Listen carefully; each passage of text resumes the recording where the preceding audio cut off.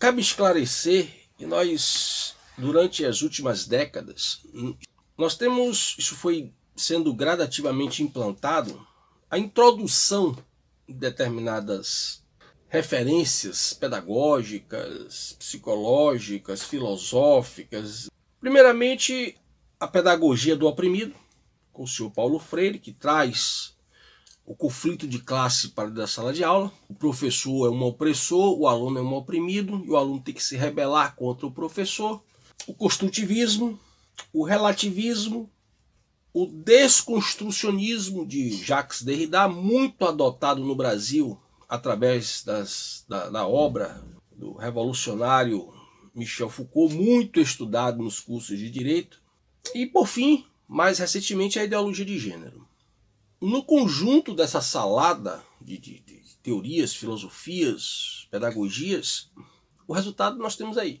O resultado é exatamente uma qualidade de ensino cada vez mais, infelizmente, decadente, profissionais que saem para o mercado, seja de instituições públicas, seja de instituições privadas, cada vez mais com menos cultura, noção real do que se passa no seu país, uma capacidade de leitura da realidade cada vez mais problemática, porque essa leitura da realidade ela é feita a partir apenas da ideologia revolucionária. A ideologia é um discurso falso, é um discurso falseador da realidade. Então, sendo assim, se nós trocamos nas nossas salas de aula o conhecimento verdadeiro, científico, ou buscamos o conhecimento verdadeiramente científico e adotamos um modelo predominantemente ilusório, o resultado não pode ser bom. Devemos lembrar da influência marcante do pessoal da escola de Frankfurt, no Brasil particularmente. Inclusive, um porta-voz dessa escola no Brasil foi exatamente o Paulo Freire. Paulo Freire não inova em absolutamente nada. Paulo Freire é um garoto de recados da escola de Frankfurt e que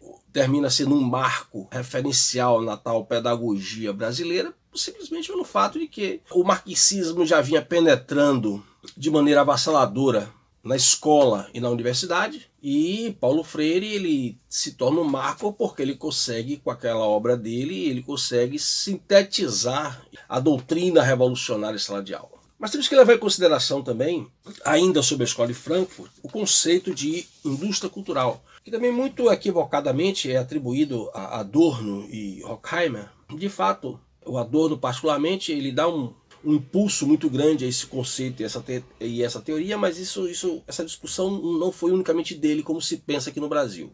Mas o que há de essencial aí nessa escola, nessa teoria da indústria cultural, e quais os reflexos disso no Brasil, e particularmente na educação brasileira?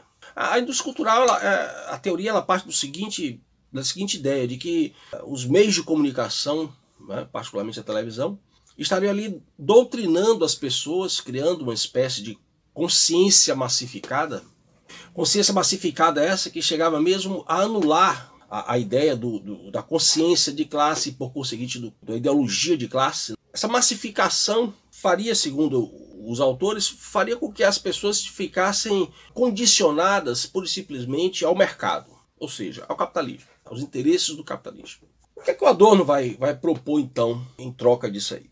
Ele vai propor que devem existir novas formas de arte, novas formas de estética, novas formas de conceber o mundo, que não estivessem necessariamente relacionadas com aquela massificação, como eu disse, das consciências, trazida pelo avanço da tecnologia na comunicação e particularmente a televisão. Qual o resultado disso aí, trocando em poucas palavras, o resultado disso aí é que você vai ter então outros modelos de arte alternativa, outros modelos de estética alternativa, outras formas de ver o mundo de maneira alternativa, ou seja, de maneira revolucionária. Então você estranha, talvez, quando você vê esse discurso, transita por aí, né, de que o ânus é lindo, de que criança apalpando adulto dentro de um ambiente de exposição de arte é expressão da consciência, é arte. Então, todos esses absurdos que nós estamos vivenciando são reflexos exatamente dessa gradativa implantação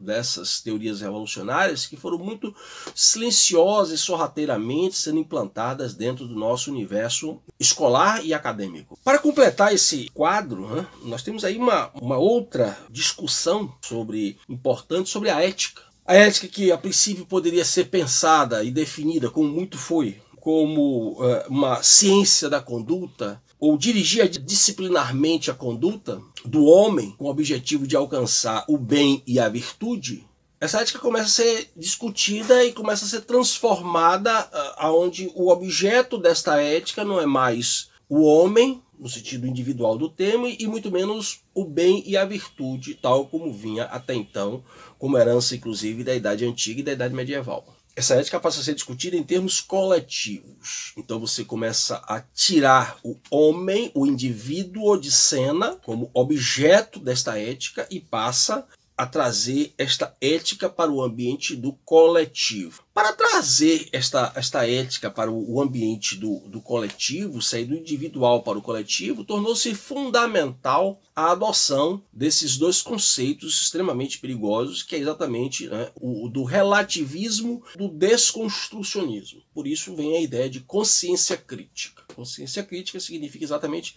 criticar. Criticar é derrubar. Criticar é derrubar o inimigo. Então você tem que derrubar todo o discurso do inimigo, você tem que derrubar todo o discurso do seu opositor. Daí esse conceito, inclusive, muito paulo freireano de consciência crítica, né? Você adota um discurso onde você não aprende o que está sendo ensinado, você não aprende nada sobre o real. O seu papel é apenas criticar aquilo que é apresentado para você, seja como o mundo real da natureza, seja como o mundo construído por um viés, digamos, acadêmico-científico. Qual é o resultado disso? O resultado disso nós estamos assistindo aí. Tudo isso que foi feito durante décadas, e aí com a omissão da família, e nós terminamos por deixar as portas abertas para essas ideologias e pedagogias revolucionárias adentrarem as escolas e contaminarem os nossos filhos e as novas gerações.